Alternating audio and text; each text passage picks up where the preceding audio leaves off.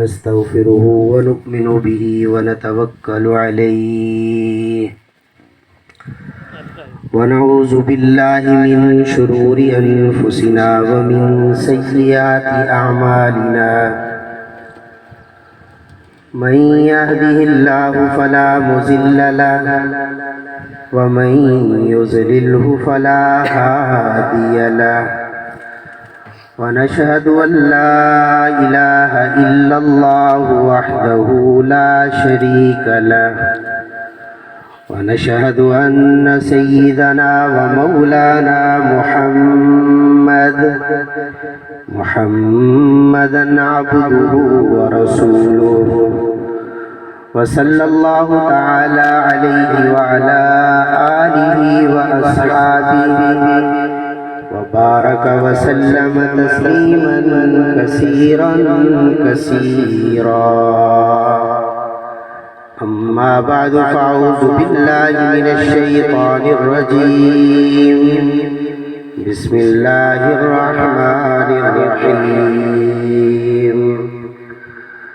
يا أيها الذين آمنوا اتقوا الله حق تقاته ولا تموتن إلا وأنتم مسلمون وقال رسول الله صلى الله عليه وسلم النكاح من سنتي فمن رغب عن سنتي فليس مني وقال رسول الله صلى الله عليه وسلم تزوجوا الودود الولود فإني مكاثر بكم الأمم يوم القيامة أو كما قال رسول الله صلى الله عليه وسلم آمنت بالله صدق الله مولانا العظيم وبلغنا رسوله النبي الكريم الأمين ونحن على ذلك لمن الشاهدين والشاكرين والحمد لله رب العالمين.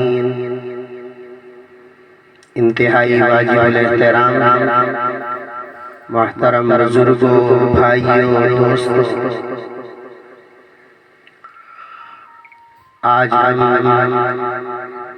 ایک شادی اور خوشی کی تقریب دعوت ولیمہ میں جمع ہیں. ہمارے ظفر بھائی کا نکاح ہوا، اللہ ان کا نکاح مبارک فرمائے، اللہ ان کے نکاح میں برکتیں عطا فرمائے، نیک اولاد کے حصول کا ذریعہ بنائے. میں ان کو مبارکباد پیش کرتا ہوں. اور پھر آج ہم مختصر وقت کے لیے ولیمے سے پہلے جمع ہوئے ہیں تاکہ ہم تھوڑی سی دین کی باتیں آپس میں کر لیں. یہ بھی اس خوشی کے موقع پر ان کا اچھا اقدام ہے کہ خوشی کے موقع پر اپنے اللہ کا شکر ادا کرنا چاہیے، اپنے اللہ کو یاد کرنا چاہیے. اصل خوشی تو یہی ہے کہ خوشی دینے والے کو یاد کرنا چاہیے. ان کا اچھا اقدام ہے. میں اس پر بھائی ظفر کو، ان کے بھائی شوکت، دیگر بھائیوں، ان کے والد صاحب کو مبارکباد پیش کرتا ہوں. اللہ ہمارا مل بیٹھنا اپنی بارگاہ عالیہ میں قبول فرمائے.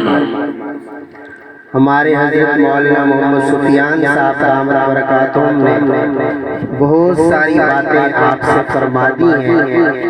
میں صرف 15 سے 20 منٹ میں تھوڑی سی ضروری باتیں آپ کی خدمت میں عرض کرتا ہوں، پھر انشاءاللہ دعا ہوگی. آپ تھوڑی توجہ سے میری باتیں سنیں گے. اللہ ہم سب کو عمل کی توفیق عطا فرمائے. اللہ نے انسان میں شہوت اور خواہش کا مادہ رکھا اور پھر اللہ نے اس خواہش کو پورا کرنے کے لیے جائز طریقہ بھی مقرر فرمایا. اسی جائز طریقے کو نکاح کہتے ہیں.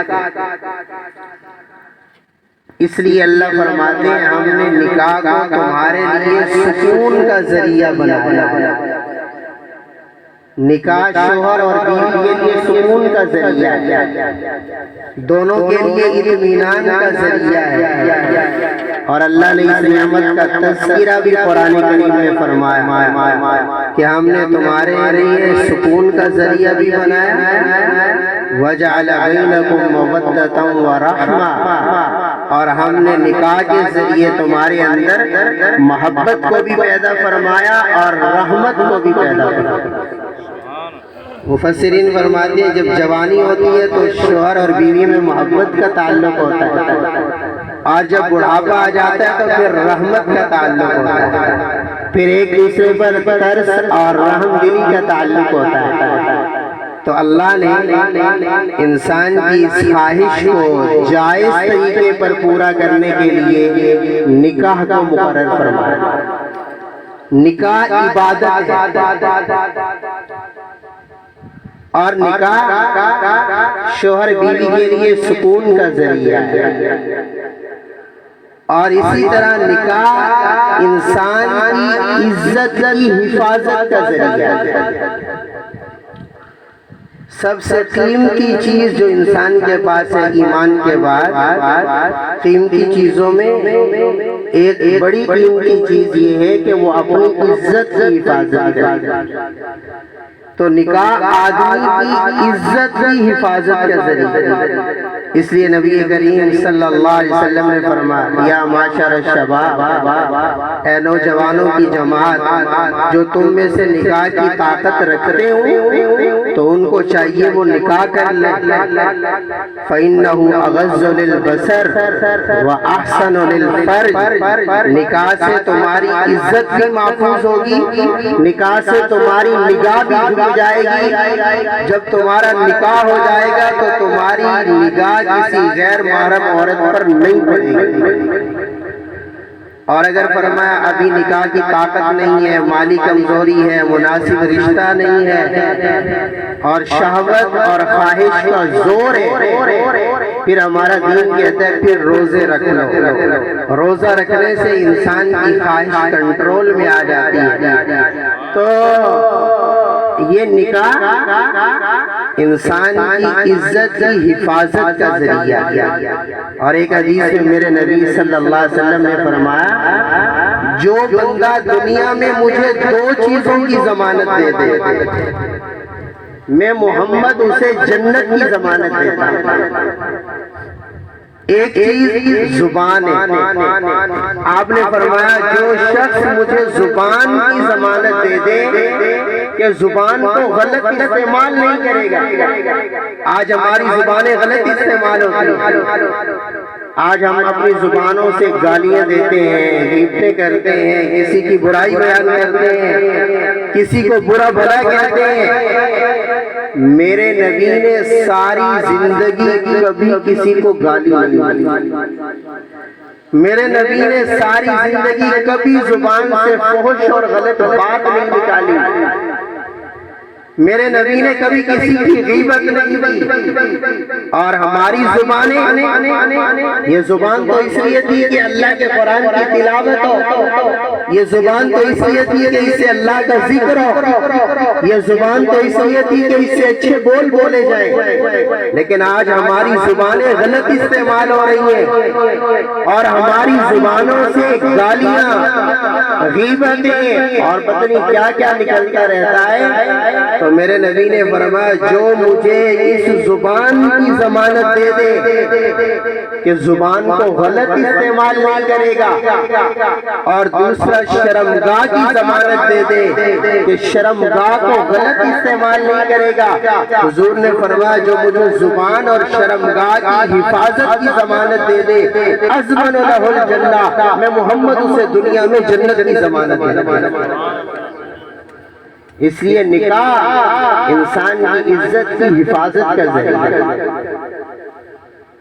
اور اسی طرح نکاح کا ایک مقصد جو عظیم مقصد ہے وہ آگے اولاد کا ہونا ہے، نسل کا بڑھنا ہے، نسل کی بڑھوتری ہے، اور نسل کا بڑھنا، رشتوں کا ہونا، یہ بھی نکاح کی برکت سے ہوتا ہے۔ یہ جتنے مغربی ممالک ہیں جہاں کافر رہتے ہیں، اکثر ان میں ایسا ہوتا ہے اولاد کو پتہ نہیں ہوتا کہ ہمارا باپ کون سا ہے، اولاد کو پتہ نہیں ہمارے والدین کون سے ہیں، والدین کو پتہ نہیں ہماری اولاد کون سی ہے، بھائی کو پتہ نہیں ہماری بہن کون سی ہے، بہن کو پتہ نہیں ہمارا بھائی کون سا ہے۔ کیوں؟ اس لیے کہ ان میں نکاح نہیں ہے۔ اپنی شہوت پوری کرنے کے لیے تھوڑا عرصہ کسی کو رکھا، جب اس سے دل بھر گیا پھر کسی اور کو رکھ لیا، اس سے دل بھر گیا پھر کسی اور کو رکھ لیا۔ وہاں چونکہ نکاح نہیں ہے اس لیے نسل محفوظ نہیں ہے، نکاح نہیں ہے نسل کا آگے چلنا نہیں ہے، نکاح نہیں ہے تو رشتے داریاں محفوظ نہیں ہے، نکاح نہیں ہے تو رشتوں کی پہچان نہیں ہے۔ آج اگر اولاد کو پتا ہے کہ یہ میرے والدین ہیں، والدین کو پتا ہے یہ ہماری اولاد ہے، بھائی کو پتا ہے یہ میری بہن ہے، بہن کو پتا ہے یہ میرا بھائی ہے، شوہر کو پتا ہے یہ میری بیوی ہے، بیوی کو پتا ہے یہ میرا شوہر ہے، تو اس کی وجہ نکاح ہے۔ نکاح کی برکت سے آج ہمارے رشتے بھی محفوظ ہیں، نکاح کی برکت سے آج ہماری نسلیں بھی محفوظ ہیں۔ تو یہ نکاح کی برکت ہے۔ تو نکاح کا ایک بڑا ذریعہ آگے نسل کا چلنا ہے، اولاد کا ہونا ہے، اس لیے اللہ نے نکاح کو مقرر فرمایا۔ اور نکاح صرف دو افراد کا آپس میں بندھنا نہیں ہے بلکہ دو خاندانوں کا آپس میں بندھنا ہوتا ہے، دو خاندانوں کی آپس میں رشتہ داریوں کا ہو جانا ہوتا ہے۔ اور خطبہ نکاح میں اللہ کے نبی 3 آیتیں پڑھتے تھے اور تینوں آیتوں میں میرے نبی نے فرمایا اللہ سے ڈر جاؤ، اللہ سے ڈرو۔ جب تمہارا نکاح ہو گیا، یہاں تو بہت تفصیلات ہیں، علماء کہتے ہیں یہاں اللہ فرما رہے نکاح سے پہلے بھی اللہ سے ڈرو، اشارہ کر دیا جب نکاح کر رہے ہو نکاح سے پہلے بھی دینداری کا خیال رکھو۔ آج رشتے کہیں مال و دولت کی بنیاد پر ہوتے ہیں، کہیں حسن و جمال کی بنیاد پر ہوتے ہیں، کہیں دنیاوی مطلب کی بنیاد پر ہوتے ہیں۔ اگرچہ ان چیزوں کو دیکھنا چاہیے، کوئی منع نہیں ہے، لیکن میرے نبی نے فرمایا بنیادی چیز یہ ہے کہ دینداری کو دیکھنا چاہیے۔ رشتہ کرنے کے لیے دینداری کو دیکھنا چاہیے، دولہا دیندار ہے یا نہیں، دلہن دیندار ہے یا نہیں، دینداری کو ترجیح دینا یہ ہمارے دین کا حکم ہے۔ میرے نبی نے فرمایا جب رشتہ کرو تو دینداری کو دیکھو، اس کے اچھے اخلاق کو دیکھو۔ اگر اخلاق اچھے نہیں ہوں گے تو نباہ کیسے ہوگا شوہر اور بیوی؟ حضرت امیر شریعت سید عطا اللہ شاہ بخاری رحمۃ اللہ علیہ نے حضرت رائے پوری رحمۃ اللہ علیہ سے عرض کی حضرت بیٹی کا رشتہ طے کر دیا ہے۔ حضرت نے فرمایا بھئی وہ ہونے والا دلہا کیسا ہے؟ کہنے لگے حضرت نمازی ہے، روزے بھی رکھتا ہے، نمازیں بھی پڑھتا ہے۔ حضرت نے فرمایا یہ بتلاؤ اس کے اخلاق کیسے ہیں، وہ اخلاق کا کیسا ہے، اس کے اخلاق اچھے ہیں یا اس کے اخلاق برے ہیں؟ اگر اخلاق اچھے ہوں گے تو گھر اچھا چلے گا، اور اگر اخلاق ہی اچھے نہیں ہوں گے تو گزارا کیسے ہوگا؟ دینداری کو دیکھنا، اخلاق کو دیکھنا۔ پھر جب شادی ہو رہی ہے اللہ سے ڈرتے ہوئے شادی کرنا، یعنی شادی خوشی کا موقع ہے، اور خوشی کا تقاضا یہ ہے کہ اللہ کا شکر ادا کرنا چاہیے، اور اللہ کے شکر کی سب سے بڑی صورت یہ ہے کہ اس طرح شادی کرنی چاہیے جس میں اللہ کی نافرمانی نہ ہو۔ اللہ کی نافرمانی کرنا، آج ہماری خوشیاں اللہ کی نافرمانی سے بری ہوتی ہیں۔ ابھی بات ہو رہی تھی گانے بجانے ڈھول، یہ سب اللہ کی نافرمانی کے کام ہیں۔ میرے نبی صلی اللہ علیہ وسلم نے فرمایا جو لوگ گانے سنتے ہیں، گانے، ایک حدیث میں فرمایا گانا دل میں نفاق کو ایسے پیدا کرتا ہے جیسے پانی لگنے سے کھیتی بڑھتی ہے، گانا سننے سے دل میں نفاق پیدا ہوتا ہے، یعنی گانا سننے والا مومن نہیں رہتا، منافق بن جاتا ہے۔ ایک حدیث میں میرے نبی نے فرمایا جو لوگ گانے سنتے قیامت کے دن سیسا پگھلا کر ان کے کانوں میں ڈالا جائے گا۔ اور یہ گانے بجانے کے آلات، یہ ناچنے والے، میرے نبی نے فرمایا اللہ نے مجھے دنیا میں بھیجا ہی اس لیے ہے، میں گانے بجانے کو ختم کرنے کے لیے آیا ہوں، گانے بجانے کے آلات کو ختم کرنے کے لیے آیا ہوں۔ گانے بجانے اور یہ ڈھول، یاد رکھیں کہ اللہ کو ناراض کرنے والی باتیں ہیں۔ خوشی کے موقع پہ اللہ کو راضی کرنا چاہیے، اللہ کا شکر ادا کرنا چاہیے، اللہ کو ناراض نہیں کرنا چاہیے۔ ہماری شادیوں میں کتنی رسمیں ہوتی ہیں، ہمارے دین میں صرف دو چیزیں ہیں، ایک نکاح کرو، نکاح کے بعد ولیمہ کرو۔ اور ہمارے ہاں تو نکاح سے پہلے بھی کتنی رسمیں ہوتی ہیں، یہ خاندان کی رسم ہے، یہ سسرال کی رسم ہے، یہ بھائی کی رسم ہے، یہ چچا کی رسم ہے، یہ دوستوں کی رسم ہے، اور کتنی فضول خرچیاں ہوتی ہیں۔ ہم لوگ اچھا انتظام کریں، آپ اچھا کھانا کھلائیں، کوئی حرج نہیں ہے، اچھی بات ہے، لیکن فضول خرچیاں کرنا، اللہ کی نافرمانی پر پیسہ لٹانا بہت بڑا گناہ ہے۔ اللہ خود فرماتے ہیں جب ہم انسان کو پیسے دیتے ہیں تو پھر وہ ہمارا نافرمان بن جاتا ہے، سرکش بن جاتا ہے، ہماری نافرمانی کرنے لگ جاتا ہے۔ اس لیے فرمایا شادی کرتے ہوئے بھی اللہ سے ڈرنا چاہیے، ایسے کام نہیں کرنے چاہیے جن سے اللہ ناراض ہو جائے، بلکہ اس بات کا ہر وقت تصور اپنے دماغ میں رکھنا چاہیے کہ ہمارا اللہ ہمیں دیکھ رہا ہے اور قیامت کے دن ہمیں اپنے اللہ کے سامنے حساب بھی دینا ہوگا۔ اور جب شادی ہو جائے پھر فرمایا جب رشتہ داری طے ہو گئی، رشتہ داری ہو گئی، اب رشتہ داری کے نبھانے میں اللہ سے ڈرو، رشتہ داریوں کو توڑو نہیں، رشتہ داریوں کو جوڑو۔ رشتے نبھانے کے لیے برداشت پیدا کرنی پڑتی ہے، رشتے نبھانے کے لیے اپنے اندر صبر اور تحمل پیدا کرنا پڑتا ہے۔ رشتے بڑے قیمتی ہوتے ہیں، اس لیے میرے نبی نے فرمایا قطع تعلق حرام ہے، رشتوں کو توڑنا، رشتے ناطے توڑنا بالکل حرام ہے۔ میرے نبی نے فرمایا صلہ رحمی کرو، رشتہ داروں کو جوڑو، تعلقات کو جوڑو۔ تعلقات توڑنا بہت بڑا گناہ ہے۔ اللہ کے نبی نے فرمایا قیامت کے دن یہ رشتہ داری اللہ کی دربار میں آئے گی اور کہے گی اللہ اس نے مجھے دنیا میں جوڑا تھا، تو مجھے جنت میں داخل کر دے، اس نے مجھے توڑا تھا، تو اسے توڑ کر جہنم میں داخل کر دے۔ اللہ رشتہ داری کی سفارش قبول کریں گے، جس نے دنیا میں رشتہ داری جوڑی ہوگی اللہ اسے جنت میں داخل کریں گے، اور جس نے رشتہ داریوں کو توڑا ہوگا اللہ رشتہ داری کی سفارش پر اسے جہنم میں داخل کریں گے۔ اس لیے رشتہ داریوں کو توڑنے سے بچنا چاہیے، رشتہ داریوں کو ہمیشہ جوڑنے کی کوشش کرنی چاہیے۔ اس لیے اللہ کے نبی خطبہ نکاح میں تینوں آیتیں پڑھتے تھے کہ دیکھو اللہ سے ڈر جاؤ، اللہ سے ڈرو، تمام معاملات میں اللہ سے ڈرو، اللہ کی نافرمانی کے کام نہ کرو۔ نکاح ہو گیا، نکاح کے بعد رشتہ داری کے نبھانے میں بھی اللہ سے ڈرو، قطع تعلقی نہ کرو بلکہ صلہ رحمی کا مظاہرہ کرو۔ پھر جب شوہر اور بیوی کا نکاح ہو گیا، اب ہمارے دین نے دونوں کے حقوق سکھائے، بیوی کو شوہر کے حقوق سکھائے اور شوہر کو بیوی کے حقوق سکھائے کہ دونوں ایک دوسرے کے حقوق ادا کرو۔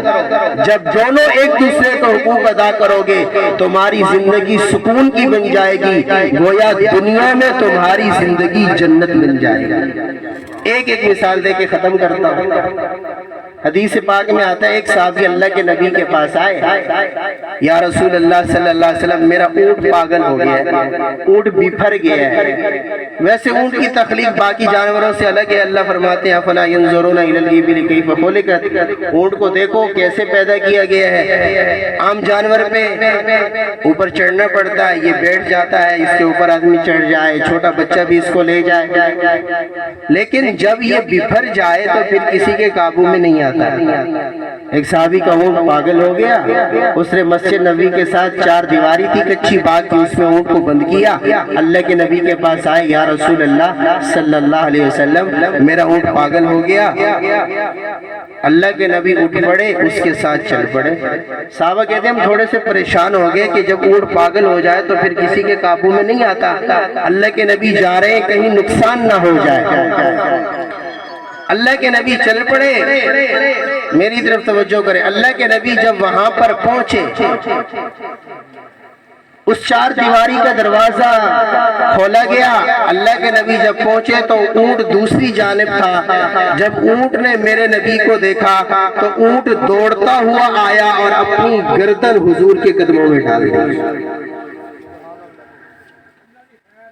اللہ کے نبی صلی اللہ علیہ وسلم کے قدموں میں جب اونٹ نے اپنی گردن ڈالی اور صحابہ اکرام نے یہ منظر دیکھا تو ایک صحابی کہنے لگے، یا رسول اللہ صلی اللہ علیہ وسلم، دیکھو اونٹ بھی آپ کے قدموں میں گرا ہوا ہے۔ یا رسول اللہ، ہمارا بھی دل چاہتا ہے کہ ہم آپ کو بھی سجدہ کریں۔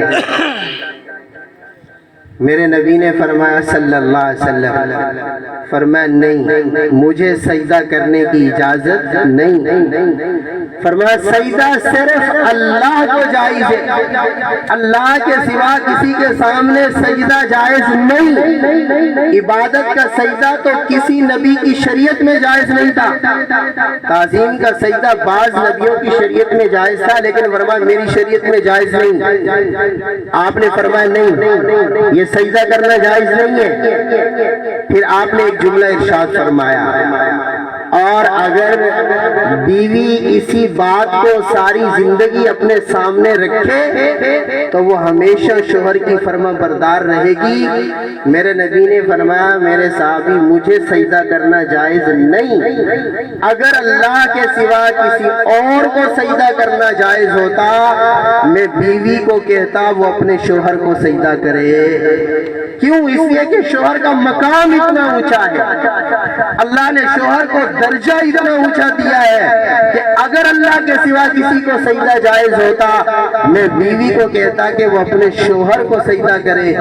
اگر بیوی اس حدیث کو ہمیشہ اپنے سامنے رکھے کہ میرے شوہر کا مقام کتنا اونچا ہے، اگر اللہ کے سوا کسی کو سجدہ جائز ہوتا تو شوہر کو سجدہ جائز ہوتا، اگر اس بات کو اگر بیوی ہمیشہ سامنے رکھے تو وہ کبھی شوہر کی نافرمان ہو ہی نہیں سکتی کہ میرے شوہر کو اللہ نے اتنا درجہ عطا کیا۔ یہ اللہ نے شوہر کے حقوق سمجھائے ہمارے دین میں، اللہ کے نبی نے، اور پھر شوہر کو بیوی کے حقوق بھی سمجھا دیے۔ اللہ کے نبی صلی اللہ علیہ وسلم نے فرمایا، شوہر کو اگر تمہیں بیوی کی کوئی بات بری لگے تو برداشت کر لیا کرو۔ کیوں؟ اس لیے کہ اگر اس کی کچھ عادتیں تمہیں بری لگتی ہیں تو کچھ دوسری عادتیں اچھی بھی تو لگتی ہوں گی، کوئی اس میں اچھی عادتیں بھی تو ہوں گی، اچھی خصلتیں بھی تو ہوں گی۔ اگر اس کی کوئی بات تمہیں بری لگی ہے درگزر کر لو، صبر کر لو، اور اس کی ان عادتوں کو یاد کرو جو تمہیں اچھی لگتی ہیں۔ اگر اس کی اچھی عادتوں کو سامنے رکھو گے تو تمہاری زندگی بہترین گزر جائے گی۔ اور پھر میرے نبی نے فرمایا، اللہ نے عورت کو ٹیڑھی پسلی سے پیدا کیا ہے۔ ٹیڑھی پسلی، پسلی ٹیڑھی ہوتی ہے، اگر کوئی کہے میں پسلی کو سیدھا کر لوں گا تو سیدھی نہیں ہوگی، ٹوٹ جائے گی۔ اللہ کے نبی صلی اللہ علیہ وسلم نے فرمایا، اگر کوئی کہے کہ میں بڑا آیا ہوں میں اس کو سیدھا کر دوں گا، فرمایا کبھی عورت سیدھی نہیں ہوگی، اگر زیادہ سختی کرو گے تو عورت ٹوٹ جائے گی۔ ٹوٹنے کا کیا مطلب ہے؟ طلاق ہو جائے گی۔ اس لیے اللہ کے نبی نے فرمایا حکمت سے چلاتے رہو، نرمی سے چلاتے رہو۔ اگر شوہر بیوی ایک دوسرے کے حقوق کا اس طرح خیال کرے تو دنیا میں زندگی جنت بن جائے گی۔ ہمارے ایک بزرگ دوسرے حضرت ڈاکٹر عبدالحی صاحب عارفی رحمۃ اللہ علیہ، کراچی میں بہت بڑے بزرگ، حضرت فرماتے تھے کہ میں نے اپنی بیوی سے کبھی پانی کا گلاس بھی نہیں مانگا، میں نے یہ بھی نہیں کہا کہ پانی کا گلاس تو پلا دو۔ سننے والے سمجھ سکتے ہوں گے شاید بیوی کہنا نہیں مانتی ہوگی اس لیے حضرت نے کبھی مانگا ہی نہیں ہوگا، لیکن بیوی کہتی ہے میں حضرت کا مزاج سمجھتی تھی کہ ان کو کب پیاس لگتی ہے، کب بھوک لگتی ہے، حضرت کو مانگنے کی ضرورت نہیں ہوتی تھی، میں پہلے سے پانی لے کر حضرت کی خدمت میں حاضر ہو جاتی تھی۔ اگر اس طرح شوہر بیوی ایک دوسرے کا خیال رکھے تو دنیا میں زندگی جنت بن جاتی ہے۔ اور پھر نکاح طلاق کے لیے نہیں ہوتا، نکاح ہمیشہ کے لیے ہوتا ہے، آگے نسل کی بڑھوتری کے لیے ہوتا ہے۔ آج کل ہمارے ہاں طلاق کی شرح میں بہت زیادہ اضافہ ہو رہا ہے، طلاق دے دیتے ہیں لوگ، تھوڑی سی بات ہوئی طلاق دے دی۔ یاد رکھیں طلاق گولی ہے، گولی گولی، آہستہ مارو پھر بھی لگتی ہے، زور سے مارو پھر بھی لگتی ہے، مذاق میں مارو پھر بھی لگتی ہے، سیریس مارو پھر بھی لگتی ہے۔ طلاق گولی ہے، طلاق جس حال میں بھی دو، مسئلہ سمجھ لو۔ اگر کوئی آدمی اپنی بیوی کو مذاق میں بھی کہہ دے نا میں نے تجھے طلاق دی، تو طلاق ہو جائے گی۔ اس لیے لوگ پہلے طلاقیں دے دیتے ہیں، اکثر مسئلے آتے رہتے ہیں، میرے پاس بھی آتے رہتے ہیں تھوڑے بہت مسائل۔ بات ساتھی ایسے، میرے ساتھ ایسا ہوا، 2-4 بندے آئے، پہلے طلاق دے دیتے ہیں غصے میں، پھر بعد میں پچھتاتے ہیں کیسے چھوٹے چھوٹے بچے ہیں، مولانا آپ کوئی حل نکالو۔ میرے پاس ایک دو بندے کہتے ہیں مولانا بس وہ تھوڑا سا جھگڑا ہو گیا تھا، مجھے غصہ آ گیا، غصے میں طلاق دے دی۔ تو میں کبھی کبھی کہتا ہوں بھائی طلاق غصے میں ہی ہوتی ہے، پیار میں بھی ہوتی ہے۔ کبھی کوئی کہتا ہے کہ تو مجھے بڑی اچھی لگتی ہے اس لیے تجھے طلاق ہے، طلاق ہوتی غصے میں، طلاق غصے میں تو پھر بھی ہو جائے گی، مذاق میں تو پھر بھی ہو جائے گی، سیریس تو پھر بھی ہو جائے گی، اکٹھی تو پھر بھی ہو جائے گی، الگ الگ تو پھر بھی ہو جائے گی۔ اس لیے چاہے جتنا غصہ آ جائے، غصے میں تو ویسے فیصلہ نہیں کرنا چاہیے، ہمارا دین منع کرتا ہے، غصے میں ویسے فیصلہ نہیں کرنا چاہیے، غصے میں سزا بھی نہیں دینی چاہیے، صبر اور تحمل کا مظاہرہ کرنا چاہیے۔ غصہ آ گیا کوئی اور جملہ زبان سے نکالنا، لیکن طلاق کا جملہ کہہ دینا اور پھر بعد میں پچھتانا بہت بڑی خسارے والی بات ہے۔ طلاق کی شرح میں بہت زیادہ اضافہ ہو رہا ہے، اس لیے اپنے اندر تحمل اور برداشت پیدا کرنا چاہیے۔ طلاق کے الفاظ نکالنے سے اپنے آپ کو بچانے کی کوشش کرنی چاہیے۔ نکاح طلاق کے لیے نہیں ہوتا، بلکہ نکاح تو ایک ساتھ رہنے کے لیے ہوتا ہے، نیک اولاد کے حصول کے لیے ہوتا ہے۔ اس لیے اور یہ حل بھی نہیں ہے، بات لمبی اور یہ میں ختم کروں، یہ حل بھی نہیں ہے، بات ہو جاتی ہے شوہر اور بیوی میں، بات ہو جاتی ہے۔ دیکھیں طلاق اگرچہ جائز چیز ہے، لیکن جائز چیزوں میں سب سے زیادہ جو چیز اللہ کو ناپسند ہے نا وہ طلاق ہے۔ علماء کہتے ہیں طلاق اتنی سخت چیز ہے کہ اللہ کا عرش بھی ہل جاتا ہے، طلاق اتنی ناپسندیدہ چیز ہے اور یہ حل نہیں ہے۔ شوہر بیوی میں کوئی بات ہو گئی، شریعت ہمیں سکھاتی ہے کہ تم نے کیا کرنا ہے، شریعت سکھاتی ہے اگر بیوی آپ کی بات نہیں مانی، نافرمان ہے، کوئی بات ہو گئی، شریعت کہتی ہے اس کو اپنے قریب بٹھا کر پیار سے نرمی سے سمجھاؤ، اسے سمجھاؤ، اسے جدائی کے نقصان بتاؤ کہ اگر ہماری طلاق ہو گئی، ہم جدا ہو گئے، ہمارے بچوں کا نقصان ہو جائے گا، ہمارا نقصان ہو جائے گا، ہمارے بچے پتہ نہیں کہاں کہاں پھرتے رہیں گے۔ اس کو بٹھا کر پیار سے نرمی سے حکمت سے سمجھانا چاہیے۔ 2-4 دفعہ سمجھاؤ گے، امید ہے سمجھ جائے گی، زندگی اچھی گزر جائے گی۔ اور اگر بار بار سمجھانے سے بھی نہیں سمجھتی، پھر ہمارا دین کہتا ہے چلو تھوڑے سے ناراض ہو جاؤ، اس سے تھوڑی سی علیحدگی اختیار کر دو، اس کا بستر چھوڑ دو، 2-3 دن اس سے بولنا چھوڑ دو، اس کو تنبیہ ہو جائے گی، تنبیہ ہو جائے گی تو وہ صحیح ہو جائے گی، تمہاری صلح ہو جائے گی۔ تھوڑے سے ناراض ہو جاؤ، کچھ دن کے لیے اس کا بستر چھوڑ دو، اس سے بولنا چھوڑ دو، وہ صحیح ہو جائے گی۔ اگر اس طرح بھی معاملہ صحیح نہیں ہوتا تو تیسرے درجے پہ حکم یہ ہے کہ تھوڑا سا اس کو مار سکتے ہو، تھوڑا سا، وہ بھی علماء کہتے ہیں 3 تھپڑ لگا دو بس، 3 تھپڑ سے زیادہ نہیں، اور وہ بھی چہرے پہ بھی نہیں مارنا، چہرے پہ مارنا گناہ ہے، اور ایسی چیز سے مارنا جس سے نشان پڑ جائیں ویسے گناہ ہے۔ سن لیں، مارنا بیوی کو وہ تو صرف تنبیہ کے لیے مارنا ہے، وہ شریعت کہتی ہے زیادہ سے زیادہ 3 تھپڑ لگا دو، لیکن چہرے پہ مارنا، ایسی چیز سے مارنا جس سے نشان پڑ جائے، یہ گناہ ہے، اس کی ہمارا دین ہمیں اجازت نہیں دیتا۔ اس سے اس کو تنبیہ حاصل ہو جائے گی، اور اگر اس سے بھی تنبیہ حاصل نہیں ہوتی تو چوتھا درجہ یہ ہے کہ دونوں خاندانوں کے بڑے اور سمجھدار لوگ جمع ہوں اور وہ شوہر اور بیوی دونوں کو سمجھانے کی کوشش کریں، دونوں خاندانوں کو سمجھانے کی کوشش کریں، صلح کی کوشش کریں۔ صلح کرانا بہت بڑے ثواب کا کام ہے۔ آج کل ہمارے یہاں صلح نہیں کرائی جاتی، الٹا کام کو بگاڑا جاتا ہے، الٹا لڑائیاں ڈلوائی جاتی ہیں۔ صلح کرانا بہت بڑے ثواب کا کام ہے۔ صلح کرانا چاہیے، دونوں طرف کے سمجھدار لوگ جمع ہو جائیں اور وہ دونوں میں صلح کرا دیں، یہ ہمارے دین کا حکم ہے۔ اگر ان کی جمع ہونے سے بھی کوئی کام نہیں بنتا، پھر 5ویں نمبر پر ہمارا دین کہتا ہے چلو اگر زیادہ مجبوری ہے، گزارا نہیں ہو رہا، تو پھر بیوی کو صرف ایک طلاق دے دو۔ ایک طلاق کے بعد پھر رجوع کا حق حاصل ہوگا، اگر بات بن جائے تو رجوع کر لینا، نہیں تو اگلا مہینہ گزرے گا، اس سے اگلا گزرے گا، خود بخود طلاق ہو جائے گی۔ اگر نہیں تو 1 مہینے بعد پھر ایک اور دے دینا، اس سے اگلے مہینے پھر ایک اور دے دینا۔ ایک طلاق دے دو، اس کے بعد ہو سکتا ہے غصہ ٹھنڈا ہو جائے، صلح ہو جائے تو رجوع ہو سکتا ہے۔ یا ہمارے ہاں تو تینوں فیر نکال دیتے ہیں، پھر بالکل عورت حرام ہو جاتی ہے، پھر بعد میں کہتے ہیں اوہ چھوٹے چھوٹے بچے ہیں، اب کیا ہوگا، اب کوئی صورت نکالو۔ یاد رکھو جب 3 طلاقیں دے دی ہیں، اب عورت حرام ہو گئی ہے، شرعی لالے کے بغیر کوئی صورت نہیں ہے۔ اب جو لوگ دوبارہ لے کر آتے ہیں یا دوبارہ نکاح کرا لیا ہے، دوبارہ لے کر آئے، یاد رکھو دوبارہ چاہے نکاح بھی کرا لیا ہے، ایسے وہ عورت حلال نہیں ہوتی، ساری زندگی زنا ہوتا ہے، حرام کے بچے پیدا ہوتے ہیں۔ ان مسائل کا لوگوں کو علم بھی نہیں ہے، اس لیے نکاح مبارک ہوتا ہے، 2 خاندانوں کے، شوہر اور بیوی کے، ان کے اکٹھا ہونے کا ذریعہ ہوتا ہے۔ تو وقت کافی ہو گیا، اللہ سے دعا ہے اللہ ہمارے بھائی کے نکاح میں برکت عطا فرمائے، ان کے لیے نیک اولاد کے حصول کا ذریعہ بنائے۔ اور دیکھو اللہ سے اولاد مانگنی چاہیے، نیک اولاد مانگنی چاہیے۔ ابراہیم علیہ السلام کی دعا ربی ہب لی من الصالحین، اے اللہ مجھے نیک اولاد عطا فرما دے۔ اور ہمارے استاد ابھی فوت ہوئے کراچی میں، وہ فرمایا کرتے تھے نیک کے ساتھ یہ دعا بھی مانگا کرو، اے اللہ ہماری اولاد کو ہماری آنکھوں کی ٹھنڈک بنا دے۔ تو اللہ سے نیک اولاد مانگنی چاہیے۔